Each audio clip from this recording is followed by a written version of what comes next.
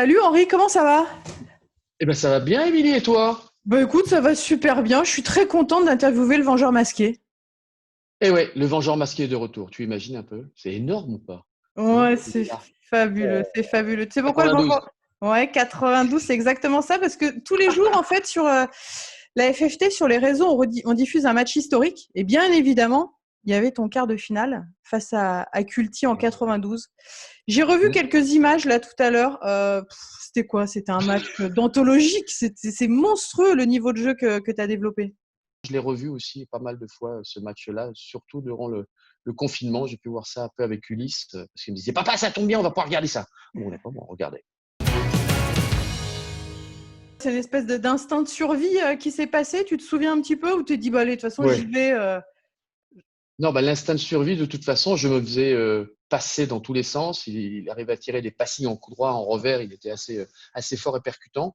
Et puis, je me souviens qu'à un moment, pour revenir dans la partie, j'ai une balle de break et je dis, bon, je tente le tout pour le tout. Je fais un revers slicé un peu croisé, je monte et puis je pars du bon côté. Et puis, j'ai commencé à sentir que le public, tu vois, a senti quelque chose. Donc, je l'ai utilisé. On me connaît que lorsque je suis sur le central à Roland-Garros, quand je peux un peu chauffer le monde, ça m'a permis de pouvoir revenir dans la partie. Et ça a été le petit déclic. Et surtout, ça a mis dans la tête de Nicolas Sculti, voilà, il se dit, oulala, il y a un problème. Tu sais, tu as toujours la peur de gagner à un moment. On l'a tous vécu. Toi, tu l'as vécu. On se dit, Oui, on joue je de fais petits partie. bras.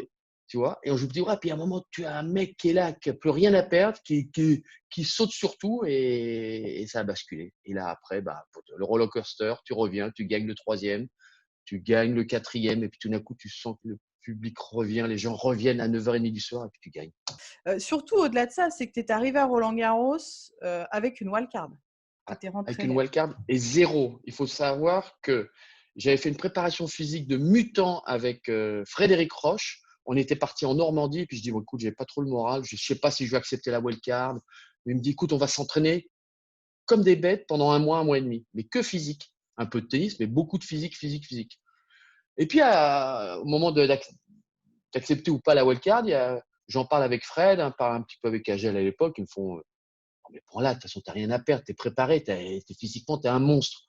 Et toi, on sait que tennistiquement, si tu arrives à rentrer un peu dans Roland Garros, le premier ou le deuxième tour, très compliqué. Et puis par la suite, on sait que c'est là que Yannick a dit Vengeur masqué, parce que c'est vrai, dès, qu'on, dès que j'étais en forme physiquement, dès que je sentais le public derrière moi, et troisièmement, on disait, bah, écoute, on t'aime, vas-y, fonce, je suis dangereux. Mais c'est Je suis très clair. dangereux. Et en Je suis très fouillant, dangereux. c'est quoi ton surnom là pour certains joueurs, le cimetière? Ah, le cimetière. C'est quoi ce truc? Ah, le cimetière. Parce que tu sais, il Le y a le ch- cimetière, ce qu'on surnomme à Wimbledon. Et en fait, ils détestaient t'affronter parce que tu étais en fait capable de battre n'importe qui. Ah oui, mais moi, cimetière parce que déjà, il y avait certains cours, on l'appelait cimetière, comme le 2 à Roland-Garros, tu sais, quand tu Toujours te des retrouvais une surprises. tête de cerf. Toujours des surprises, on disait le cimetière. Et puis cimetière aussi, Henri, parce qu'on disait, il est capable de battre n'importe qui. Donc, quoi qu'il arrive, il n'a pas besoin de beaucoup de points de repère, mais dès qu'il a surtout une personne plus forte que lui en face de lui, là, c'est danger, danger, parce que là, j'ai rien à perdre et là, j'y vais, je fonce. C'était plus compliqué quand je dominais la situation et que je jouais quelqu'un moins fort. La motivation, je connais ça. Tout à fait. Henri, tu as deux quarts, deux demi, une finale à Roland-Garros. Comment tu qualifies ton histoire avec le tournoi sur l'ensemble de ta carrière? Une histoire d'amour, une histoire incroyable, parce que lorsque l'on voit mon jeu, on ne peut pas imaginer pouvoir jouer aussi bien sur terre battue. On aurait plus imaginé bien jouer à Wimbledon ou à l'US Open, ou même l'Open d'Australie. Eh bien non. C'est une histoire incroyable avec cette surface qui est magique, qui vous permet de pouvoir jouer comme un jeu d'échecs. Tu places tes petites touches à droite à gauche, tu joues un petit peu avec ton adversaire. C'est comme un chat qui joue avec la petite pelote de laine, tu vois, il tire tranquillement. Moi, j'étais un peu comme ça. Et le fait de pouvoir aussi attaquer dans cette génération qui était quand même totalement différente d'aujourd'hui, où il y avait beaucoup, beaucoup de jeux différents. Il y avait ceux qui étaient des pure terres et d'autres qui étaient des attaquants, d'autres qui étaient qui n'était pas du tout à l'aise sur terre battue, bah moi, c'était ma surface préférée. J'ai fait mes meilleurs résultats. Et j'ai eu cette chance de comprendre ce public qui n'est pas facile, un public difficile, versatile, où en fin de compte, on a l'impression que c'est eux qui jouent, quoi. Tu vois, quand tu es sur le terrain, ils ressentent tout. Et moi, j'avais pas de complexe de ce côté-là. Il y a des moments, je gueulais comme un putois pour dire aux autres, ça va, t'as bien mangé dans les loges, c'est bon, moi ça fait 2 heures que je suis sur le terrain, je suis comme ça, j'aimerais bien que tu m'aides un petit peu, que vous m'encouragiez un peu. Et, et on avait un grand Yannick qui l'utilisait par moment. Il gueulait, il était là, il communiquait. J'étais un peu dans cette fusion-là, communiquer, extérioriser, qui est peut-être moins le cas avec Angers.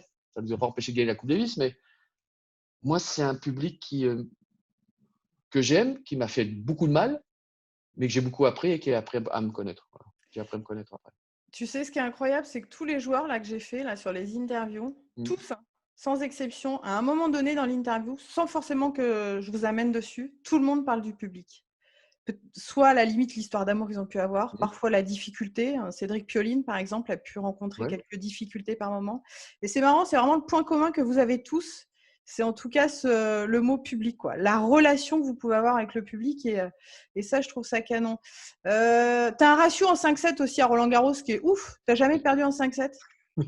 On ne bat pas Henri Lecomte en 5-7 à Roland-Garros. Ce n'est pas possible. Ça, c'est la phrase. On ne bat pas Henri Lecomte parce que si mes chiffres sont bons, c'est 7-0 quand même. C'est énorme. Ouais, 7-0. C'est énorme.